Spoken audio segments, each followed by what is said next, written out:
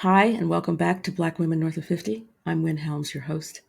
Today we're talking to Dr. Loree Johnson about grief and loss and how that affects us, how we recognize it, and how we put it in perspective as being the most difficult part of loving. Stay with me.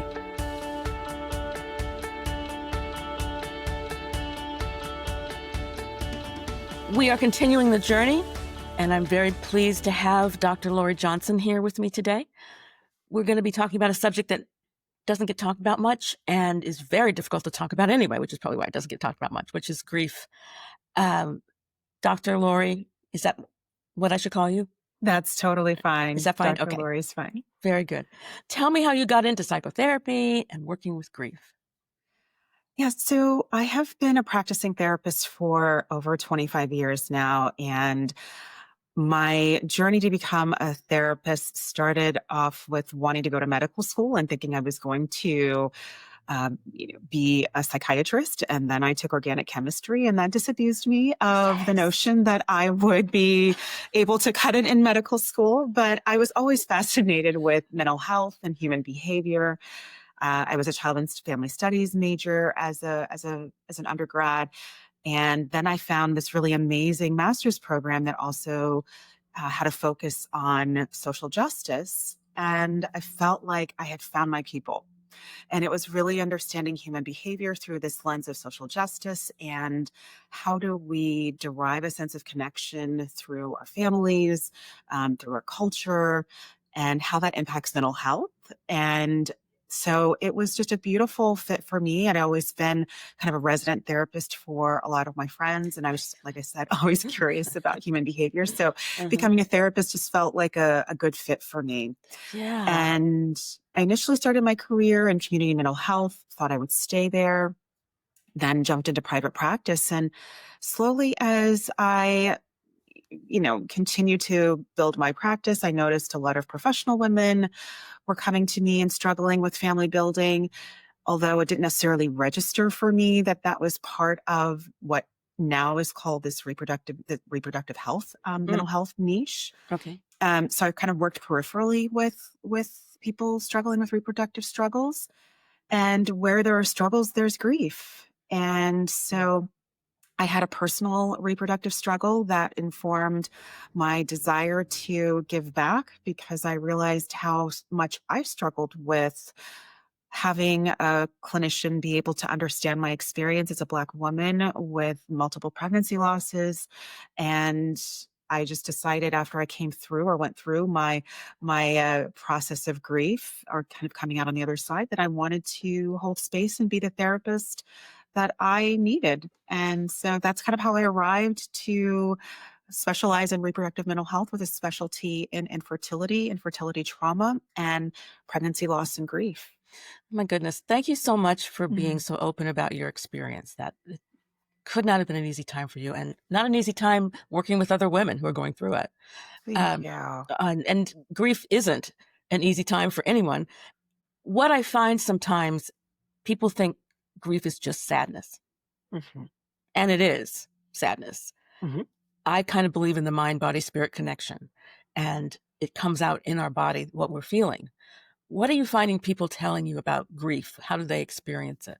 I think it might be good for me to start in framing how I understand grief to begin with. And I think of grief as this experience of loss. And and I've learned so much about what it looks like or what it doesn't look like, not just based on my own experience, but based on sitting with countless individuals who've been living with grief and simultaneously living with grief and functioning in a way that seems like it's normal. And I don't necessarily like that word, but, kind of doing what others are, kind of expect you to do and functioning at work and at home, so it can look so many different ways depending on the person. It's a very individualized experience, but it's definitely, I think, this experience of how one copes with profound, multi-layered losses. Absolutely. And we think of loss, grief, a lot of times it's when someone dies. Right. And of course, there are a lot of things that go on when you have a death in your family or friends. There are other kinds of losses. Tell me what Yes. you get in your practice or from your life about the other kinds of losses people experience. So I think loss can range from like the loss of a pet, the loss of a spouse, loss of a child, loss of a wanted child through like maybe disrupted adoptions, or even in Mm, families where the parents have divorced and you no longer have full custody of your child and you're having to share. It's like, yes. I think any experience where it unfolds quite differently than how you intended or expected. And it invites, and that's that in that difference that creates that sense of longing and sadness and sorrow for people. And if that's how it manifests, that's a loss right there. Um, yeah. Yeah, and it makes me think a little bit about when you talked about how we don't always talk about losses, and the losses that we're talking about today, to me, feel like what we call disenfranchised loss, in the community. And disenfranchised loss is an an ambiguous loss that doesn't necessarily get recognized by larger society. Like, because we tend to think about loss in terms of death of a spouse or death of a parent. Those are more understandable or common losses. However, these other losses that aren't necessarily as tangible and that we don't always have language for, that becomes disenfranchised because when we don't have language for something, it's hard for us to honor it. And when we're not honoring it, then where do those feelings go and how do we support those feelings? So they just kind of settle in a way. Hmm. So that's what I've really grown to understand in sitting with people time and time again who come to me, with sadness as their reproductive story hasn't unfolded the way that they intended, or just their life story hasn't unfolded the way that they intended. Hmm. And they're feeling sad about that. And so we're trying to help kind of reconcile and edit that narrative that they're internalizing.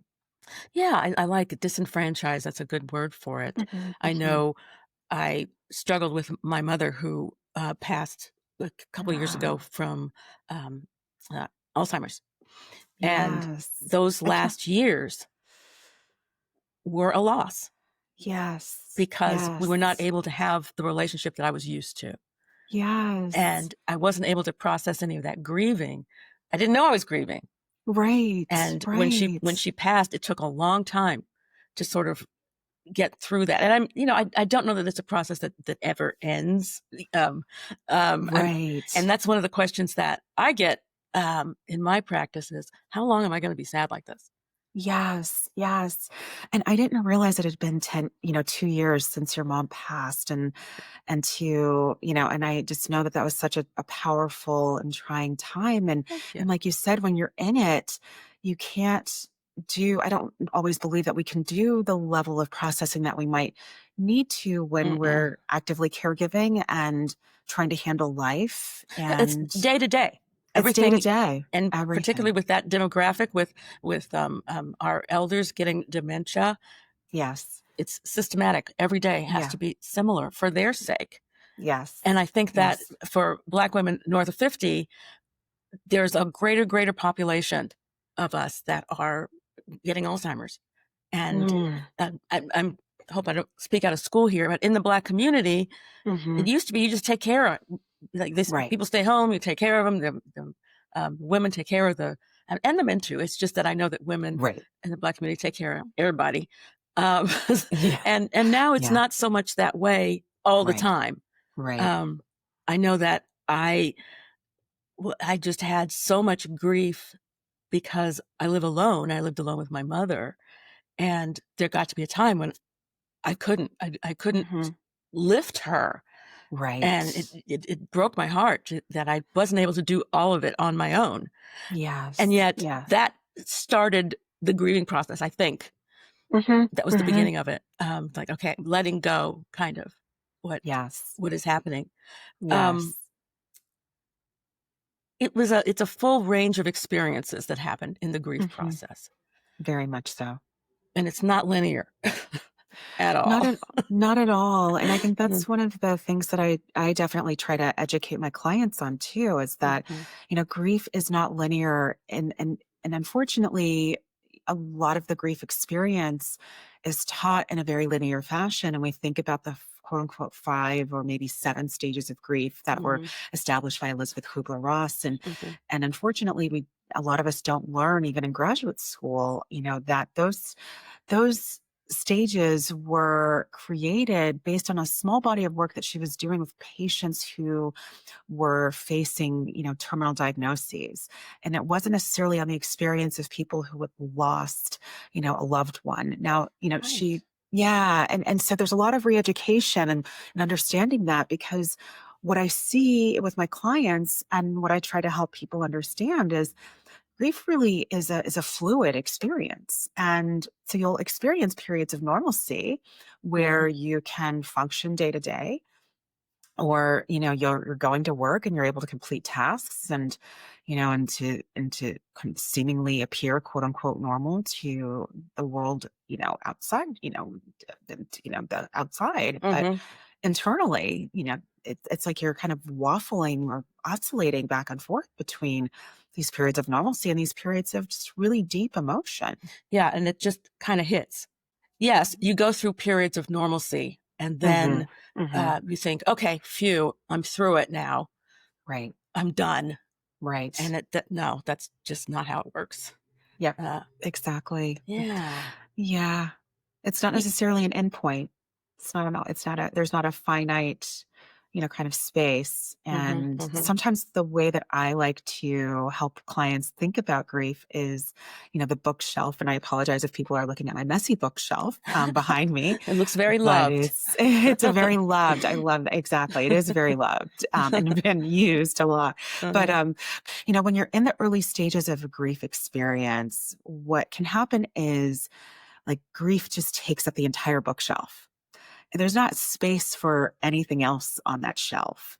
And then slowly, as you move through processing and integrating what the loss means and working through and kind of honoring the sadness and the feelings as they come up, it's like you start to notice that the book gets smaller and no longer takes up the entire shelf. It might, take up, or the entire bookcase. It might just take Right, up a shelf. right. And then it just might take up a book. And then you might find, oh, sometimes I have to look for it in order to see it, depending Mhm, on, mhm. just the nature of the loss and your relationship to that. Yeah, And so I think that helps kind of normalize the experience. I think so, and what I'm finding, a lot of people, and particularly women over 50, who we're coming into a season of our lives where, we're losing people just Yeah. because life is what it is. Yes. I keep running into people, Black women north of 50, who have a hard time crying Mm. and Hmm. releasing the emotions, and I Hmm. have to believe that comes from Black women being strong, never got taught Hmm. that it was Hmm. okay. Hmm. What's your experience with that? Well, I think it's partly not having been taught. I think it's also not having space held Mm, to be able to do that. And there's a discomfort there, with leaning into that vulnerability when it hasn't been modeled for right. you. Mhm. And I think that some of us are learning to take up space a little bit more. And at the same time, it's not something that's always been part of our experience. Mhm. So it's At all? something that we're coming to later in life. And I think Mhm. with anything new that you're learning, it takes time. And so I hope that this conversation can support people and support Black women in honoring that vulnerability and taking up that space. Yeah. But yeah, I think it's hard when it hasn't been modeled, and then it doesn't feel natural, or What may else that not feel hasn't been natural. modeled is we don't learn what to say to someone who Hmm. is suffering a loss. We Right. get tongue-tied and, "Oh my goodness, how do I sit with this with my friend or my family member?" What Yes. would you say to that? Well, I think I first of all, I agree, because we have language for when someone loses a spouse, and we have language when someone loses a parent, but we don't really have language for other losses, right? And That's if, true. again, if we don't Yeah. have the language, then what do? It has the part language helps us orient and ground and process. Hmm. So part of the work is, creating that language within the relationship, and also creating rituals and nurturing connections, and figuring out a way to do that. And I often tell the story too, because I had the if I could take a moment of privilege and share the story. Sure. My husband and I, and we spent some extended time in Mexico during what was Day of the Dead. And Okay. I was so blown away by this cultural ritual Hmm. that really honors grief and, your loved one. And so the altars that you build, and the ofrendas that, that are there to nurture that connection. Hmm. And Hmm. so I think that's part of, it's a model that I see for what it can look like when there is language, and when there are rituals and community and understanding and a framework around honoring losses. If we And had so, that in yeah. our culture, it's not there now, I don't think. Now, Yeah. I'm saying Mm-mm. that once again, there are communities, houses of worship, that handle it differently. Mm-hmm. That has not been my experience. Yeah. When I have clients that come to me, they have the houses of worship, but there's something inside that doesn't set well. Mm-hmm. And Mm-hmm. I tell them, this is the hardest part of loving. Yes. Yes. It's Yes. necessary, and it's going to take over your life. Uh, Mm-hmm. if you Mm-hmm. push it away by not crying and not talking about it, your bookshelf stays full. Yes. Yes. Your bookshelf stays full. And I like to tell people, you don't have to like it. You just have to manage it. Mm-mm. Yeah, you're absolutely right. Um, Mm-hmm. it's Mm-hmm. it's part of the life cycle that we sort of smooth over it, I think, in general, as a culture. Yes. Yes. And Exactly. who wants to feel it? I mean, of Yeah. course not. Yes. What about people who come to you and they have very little support, particularly if the people closest to them don't recognize that they're suffering? Hmm. Hmm. That is hard. I think that's where I think therapy becomes a very vital part of community, because we know that community helps people sustain and weather distress. We just know that. So we might work on other ways to expand or nurture the community that they do have, Hmm. find other connection points that are meaningful that they could nurture, um, while also honoring the reality. One of the things that I think has been really beautiful about social media, even though I have a hard time with it and for other reasons, is it has brought so many people together that would have been otherwise isolated. And for that, I'm eternally grateful, because Yes. we thrive on connection. And And early on, let's see, when did I start embracing social media? It wasn't that long ago. Mhm. And I have started telling my clients, listen, particularly during COVID, you're going to find a group online if you look. Mhm, mhm. I'm guessing you'll find a group that can support you in what you're going through, because you can find Exactly. so many people. And if you can't get out, if you don't want to get out, you can get that support, I think, if you look for it online, which I can't even believe I'm Yes. saying that. But I know.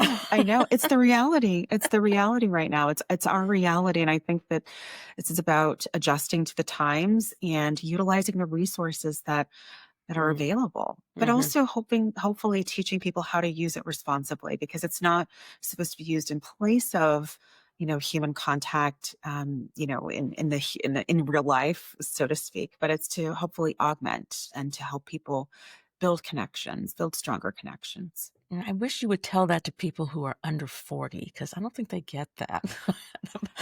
I know. Well, I feel like some of them do, and maybe, That's true. I feel like some do, some are struggling. Um, And I think I have some ideas about that, which might be another podcast episode about just some of the intergenerational differences and why they exist. But Hmm. Hmm. but I hope that the tide will be changing. Yeah. One of the things I wanted to ask you about is Mhm. those people that are stuck, Mm. just unable, unwilling to move forward, and they're reaching out for help. Mhm. What Mhm. kind of advice do you give them? Because clearly they want help or they wouldn't see you. Yes, and I like to reframe or think about kind of therapeutically or scale back, like, what does stuckness really mean in the system Mm, and in this person's life, and helping them understand, like if stuckness had words, what would it say? And what does it mean? Because when we're stuck, sometimes it's rooted in a narrative of something that we haven't fully understood. And I think that when we explore that, we're able to create a little bit of space to understand what's contributing to the stuckness. Is it, because again, if we think about, grief or this experience of, the disconnect between that happens between how things unfold versus how you want them to unfold, and what that creates. Is it part of that?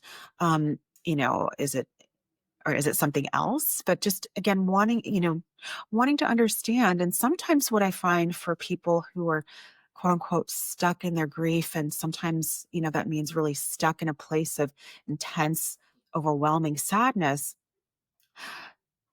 that is sometimes based in this understanding and this, I think, misunderstanding that if we don't feel sadness, then we don't love the person that we're mourning, mm, that we somehow aren't respecting or don't love them, and or that we're afraid of losing our connection to them. And this is a way of keeping that connection alive. And so if that's part of this space, then we talk about, nurturing and, yes. and continuing to incorporate that connection and really exploring, what does it look like to kind of honor differently? And is it Hmm. possible to honor differently? Can you hold both, moving on, so to speak, and loving your person or Yes. thing Yes. or experience? Because we Mhm. have all different kinds of relationships with people. Yeah, we do. We love them. We may not like them so much, but Right. there's a connection there. How do you grieve that? Right. You want to have um, a marriage that lasts, Yes. and Yes. you divorce and you grieve the idea of what you thought you were going to have. Right. Exactly. And Exactly. I know I've spoken to clients that are like, I don't know where these feelings are coming from, and because they don't recognize it as grief or a loss, Right. which Right. means some digging around into what it is they've been bearing. In my work, I do that, um, Yes. and then how do we use that as a learning experience to move forward? Exactly. That because that's Exactly. the important thing. Yeah. Exactly. Yes. Yes. Well, do you have any last words before we stop? Anything you'd like people to know? I would hope that people will walk away with really appreciating the fact that grief is a normal part of our, that is the one time I will use the word normal. It is a normal part of our existence. Mhm. It is the price sometimes we pay for also loving as deeply as we love and connecting to the people that we connect to, or, just these ideas or experiences that we thought we would have. Yeah. And so I hope that there can be a space for compassion and Yeah, really, compassion yeah, for because we all yeah. go through it differently, Yes, and we all go through it differently. when And families get together and someone has died and it's like, "Why are they acting that way?" Well, right. they're they're Exactly. grieving in a totally different way. They're grieving Mhm, a totally different way. And mhm, just because someone is the life of the party and so jovial after a loss doesn't mean that they're not hurting inside. right, You right, know, it just one of the things that I've learned from my grief experience and that I share with people is that, joy and grief can coexist. And I right. didn't believe it until I had to live it. Yeah, that's And a very weird concept. it's a very weird concept. Mhm. And when you've had some pretty traumatic grief experiences, you learn like, whoa, it's like both of those are there at the same time. And so, yeah, Mhm. you start to appreciate that it's going to look differently for people. And That was that's my okay. that was the word, appreciation.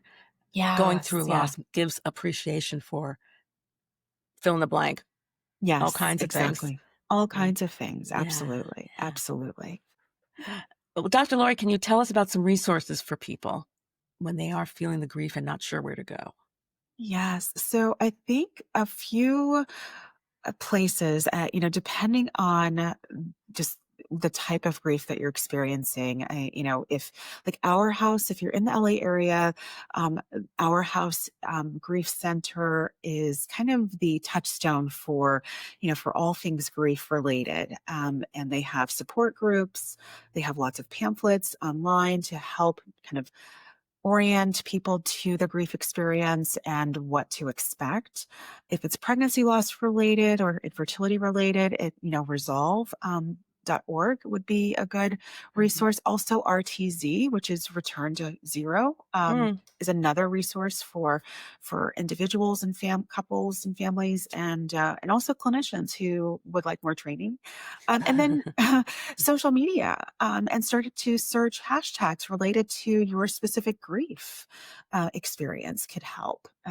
So if it's loss of a spouse or, just those are ways to kind of figure out what resources might be a little bit more available, to It, you. it occurs to me as you're talking that grieving encompasses some judgment, self judgment, Mm, mhm, mhm. and finding the self judgment is like, well, I can't reach out because Yeah, I'm not supposed to feel this way or whatever.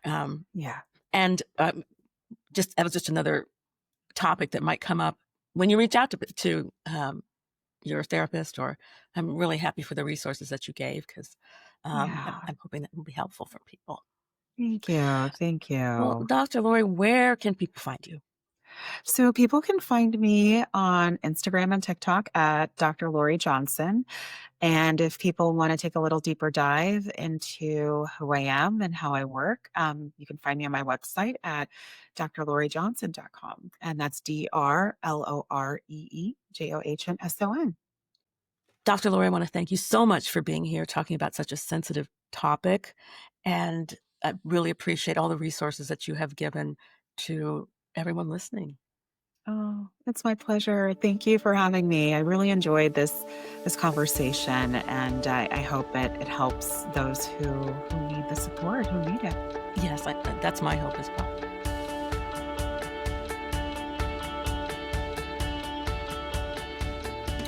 The grief process comes to all of us at one point or another. I'm hoping we can be kind to each other during that time. It looks different for everyone. You might find someone laughing, someone breaking down in tears. It's all grief, it's all loss. And it's a time that helps us appreciate the good things, I hope. Thank you so much for joining me. In the meantime, create some joy. Be consistently curious. Be well, be safe. Also, you can find me on YouTube at Black Women North of 50. You can find me on iTunes and Spotify, and Wynn at blackwomennorthof50.com. That's Wynn, spelled Wynn. I look to hear from you. Have you suffered a loss? Something that you can share that can maybe be helpful to someone else? Let me know, please, in the comments below or at my website. Let me know how you're liking the program. If you feel it, please subscribe. Take good care. Be well. Be safe.